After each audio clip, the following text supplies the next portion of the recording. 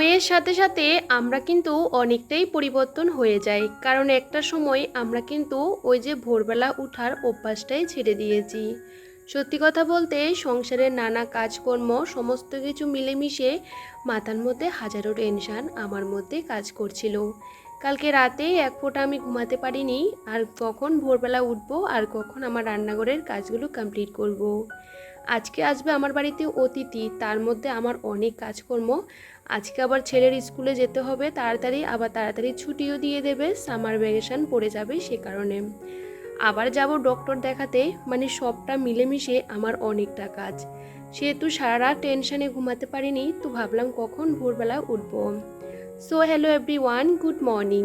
আশা করছি তোমরা যে যেখানে আছো প্রত্যেকেই অনেকটা ভালো আছো আর সুস্থ আছো।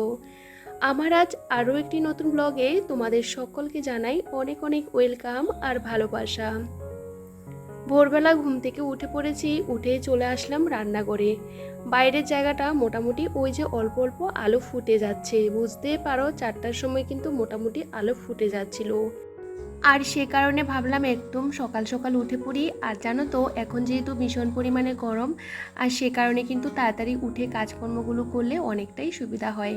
তোমরা সবাই জানো আমার কিন্তু প্রত্যেকটা কাজ গুছিয়ে করি, আর কিন্তু আমার রান্নাঘরের কাজটা আমি ঠিক করে করতে পারি না, যেহেতু আমার রান্নাঘরটা ভীষণ ভাঙা আর টিনগুলো প্রচুর পরিমাণে জং পড়ে গেছে, ভীষণ অবস্থা খারাপ। তো ভাবলাম চলো কম বাজেটের মধ্যে যদি আমার রান্নাঘরটাকে ভালো করে গোছাতে পারি তাহলে বেশ ভালো লাগবে। 100 টাকা দিয়ে আমি একটা পাইমার নিয়ে এসেছি, সেই পাইমার দিয়ে কিন্তু আমার এই যে ঘরের টিনগুলো কালার করে নিয়েছিলাম। তবে জানো তো সত্যি কথা বলতে মাত্র 100 টাকা খরচ করে আমার টিনের রান্নাঘরটার লুকটা একদমই চেঞ্জ করে দিলাম। আমি যদি আগে জানতাম এত কম খরচে আমার ঘরের লুকটা এতটা সুন্দর হয়ে যাবে, বিশ্বাস করো আমি অনেক দিন আগেই করতাম। আমি তোমাদেরকে অনেক দিন আগেই বলেছি যে আমি রান্নাঘরের পেছনে কোনো টাকা খরচা পয়সা করতে চাইছিলাম না, কারণ আমার যেহেতু ওই টিনের ঘরটা ভাঙা হবেই সে কারণে ভাবলাম ফালতু ফালতু পয়সা নষ্ট করব না। তবে ভাবলাম চলো বাড়িতে যেহেতু অতিথি আসবে তার মধ্যে আমাদের বেশিরভাগ সময়টা রান্নাঘরেই চলে যায়, কারণ সেই রান্নাঘরটা যদি পরিষ্কার পরিচ্ছন্ন গোছানো থাকে তখন কিন্তু বেশ ভালো লাগে কাজ করতে।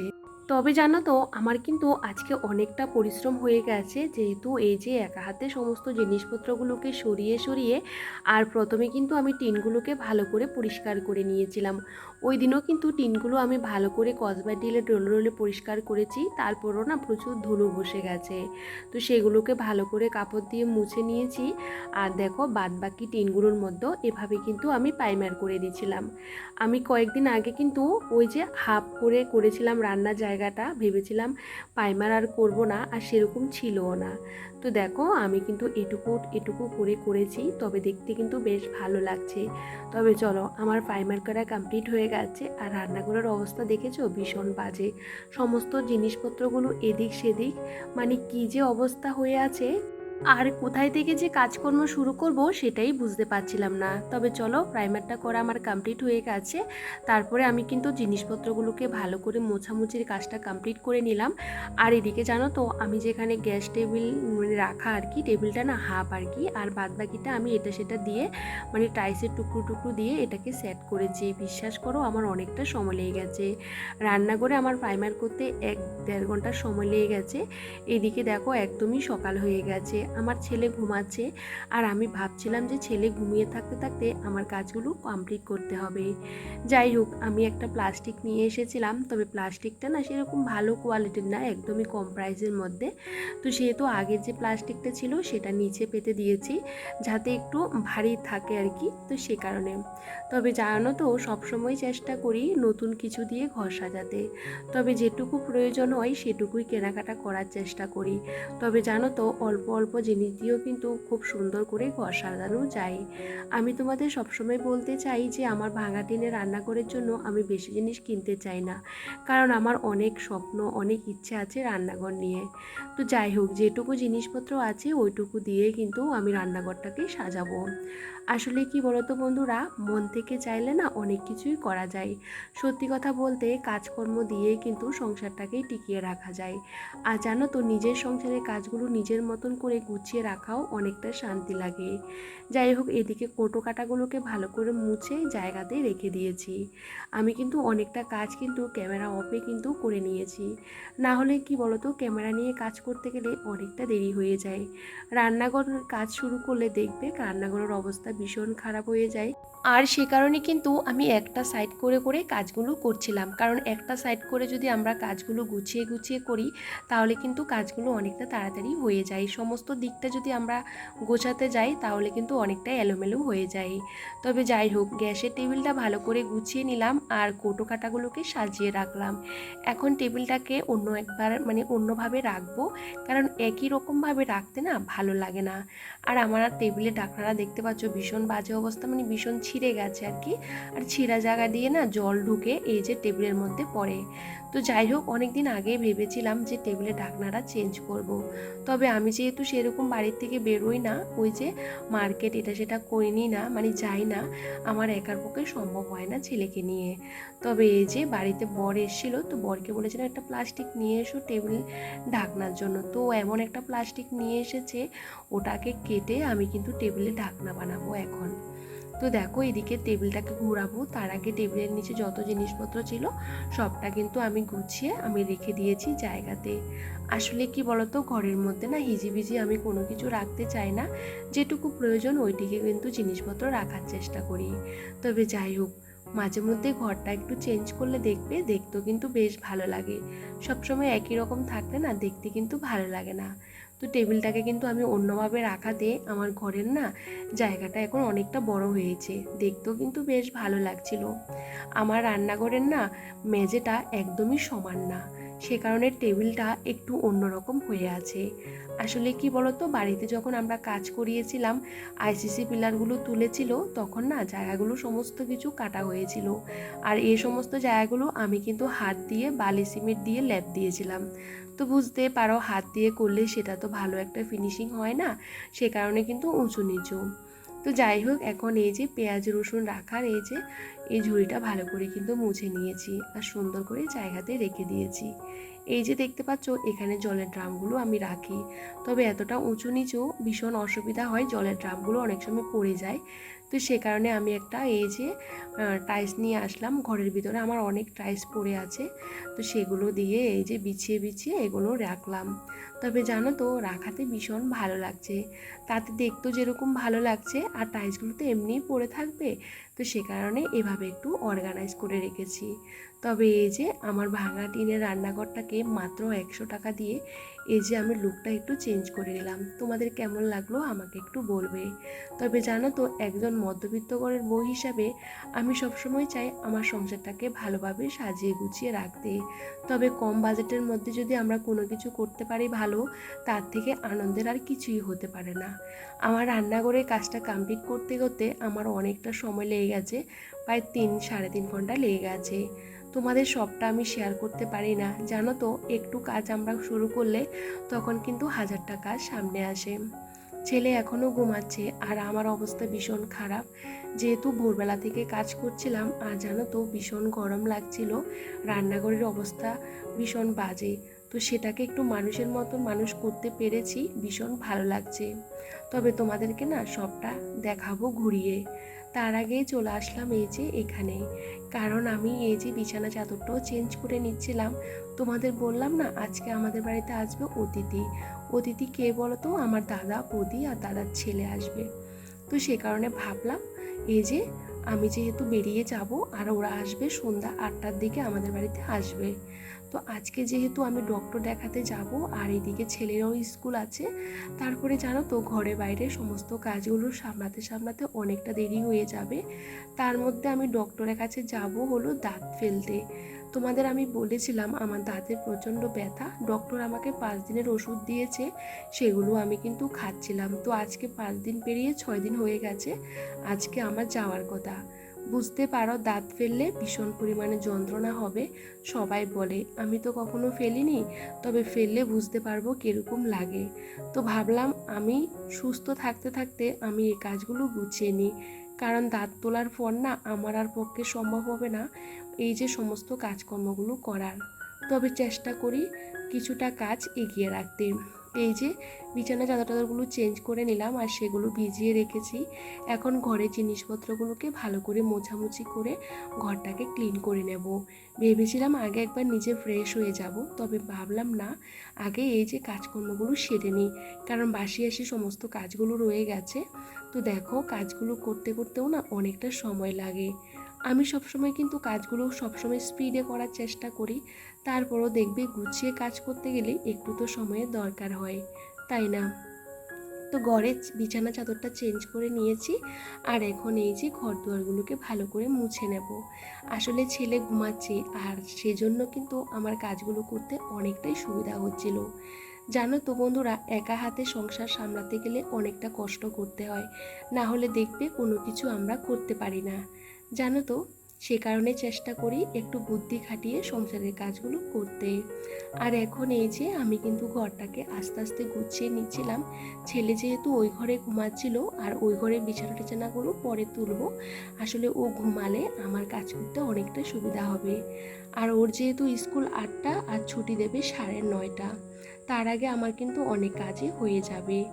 আর এই যে এখন দেখো, ঘরটা ভালো করে ঝাড় দিয়ে নিচ্ছিলাম। আমাদের বাড়িতে ভীষণ পরিমাণে টিকটিকি, আর সে কারণে জানো তো, ঘর যতই গোছানো থাকুক না কেন, আমাকে সমস্ত জায়গাগুলো একদম সরিয়ে সরিয়ে পরিষ্কার করতে হয়, কারণ টিকটিকি পটি করে রাখে, তো সে কারণে।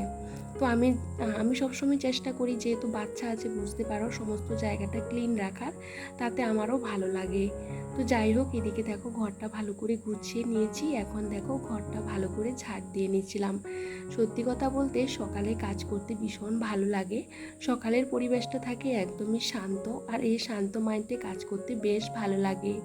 এখন বাজে ঘড়ির কাঁটাতে 6:30, আর দেখো অনেক আগে কিন্তু আমাদের বাড়িতে রোদ চলে এসেছে। আমাদের বাড়িতে জানো তো 6টার আগে রোদ চলে আসে।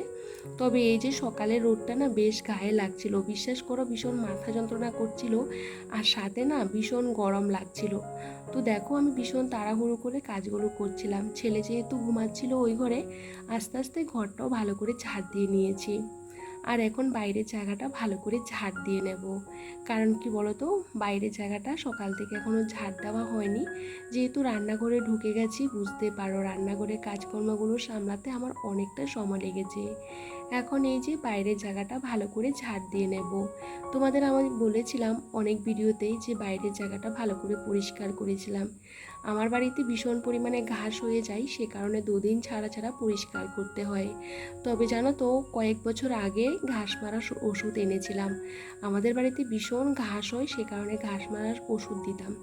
অল্পখানি ওষুধ রয়ে গেছে, সেটা জল মিশিয়ে আমি কিন্তু দিয়ে দিয়েছিলাম কিছু কিছু জায়গার মধ্যে যেখানে অতিরিক্ত ঘাস হয়। আর দেখবে বর্ষাকালে এমনিতেও ঘাসটা বেশি হয়।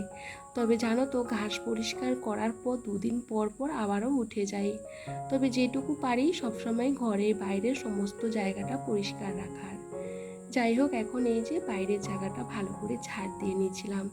গেটের সামনেও কিন্তু অল্প কিছু আমি কিন্তু এই যে ছড়িয়ে দিয়েছিলাম, সেগুলো কিন্তু পুড়ে গেছে। আবার যখন বৃষ্টি হবে, আবার কিন্তু ঘাস বেরিয়ে যাবে। যাই হোক, এর মধ্যে বেশ খানিকটা সময় চলে গেছিলো। আমি কিন্তু ঘর দুয়ারগুলো ভালো করে মুছে নিয়েছি। আমার ছেলেও কিন্তু ঘুম থেকে উঠে পড়েছিল, সে কারণে বিছানাটা তুলে নিলাম। ওখান থেকে না বিছানাটা টেনে বের করে নিলাম, আর সেটাও কেচে দিলাম।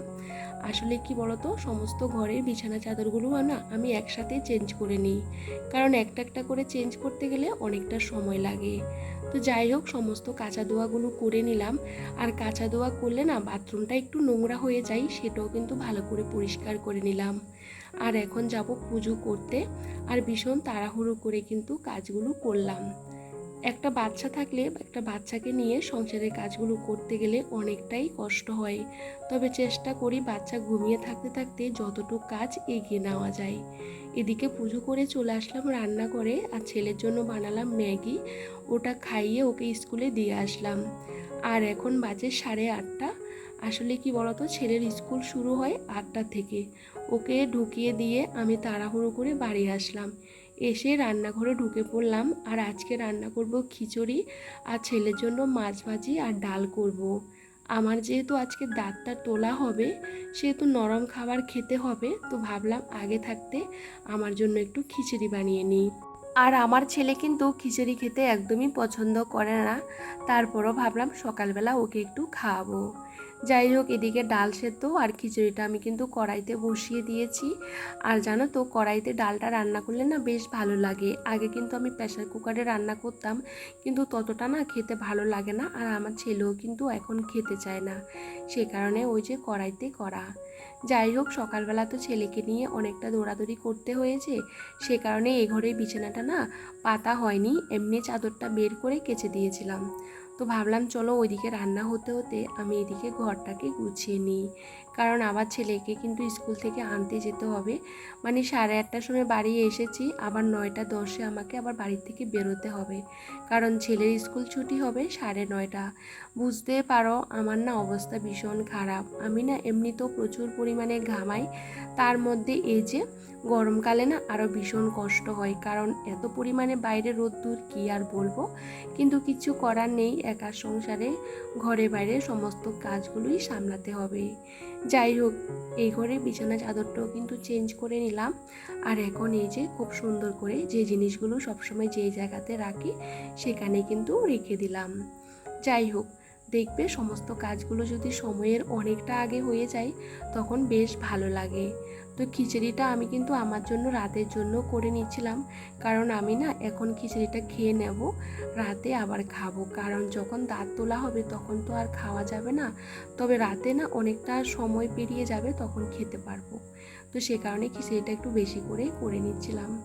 তবে যাই হোক, ঘরদোরগুলো গুছিয়ে নিয়েছি, আর আমি সকালবেলা কিন্তু ঘরদোয়ারগুলো মুছে নিয়েছিলাম, সে কারণে এখন আর মোছামুছির ঝামেলাটা নেই। তো গাছগুলো যেহেতু এখন নেতিয়ে যায়, ভীষণ গরম পড়ে, একটু জল দেওয়ার চেষ্টা করি দিনে অন্তত একবার। যাই হোক, প্রত্যেকটা কাজ যখন গোছানো থাকে, পরিপাটি থাকে, তখন বেশ ভালো লাগে। আর রান্নাঘরটা না আমার আজকে বেশ ভালো লাগছে রান্না করতে। দেখবে সমস্ত দিকটা যখন পরিপাটি এবং গোছানো থাকে তখন রান্না করতেও বেশি ভালো লাগে। আর রান্নাঘরটা হলো আমাদের মা লক্ষ্মীর বাস, যেখানে আমরা সবসময় থাকি, আর সেটা একটু সাজিয়ে গুছিয়ে রাখলে না বেশ ভালো লাগে। তবে যাই হোক, এদিকে আমার খিচুড়িটা হয়ে গেছে, আর ডালটাও কিন্তু আমার হয়ে গেছে। আর ছেলের জন্য করেছি মাছ ভাজি, কালকে ওই যে ভাজা তারপরে শাক রয়েছে, সেটা দিয়ে আমি খেয়ে নেব। তবে জানো তো, ছেলেকে খাওয়াতে খাওয়াতে আমার কিন্তু 10:30 বেজে গেছে। আমার তো সমস্ত কাজকর্মগুলো আগে থাকতে হয়ে গেছে, শুধু বাড়ি এসে ছেলের জন্য অল্প করে প্রেসার কুকারে ভাত করে নেব। যেহেতু আমাকে রাতে আজকে রান্নাবান্না করতে হবে, সেহেতু আমাকে একটু বাজারও করতে হবে। তো সে কারণে কি বলতো, আমি আগে থাকতে একটু রেডি হয়ে গেছি, আগে বাজারটা করে নেব, তারপরে ডক্টরের কাছে গিয়ে দাঁতটা তুলবো, কারণ না হলে আমি বাজার করতে পারবো না, কথা বলতে পারবো না, বুঝতেই পারো। তবে চলো আজ আসি বন্ধুরা, সবাই ভীষণ ভালো থেকো, সুস্থ থেকো, সাবধানে থেকো।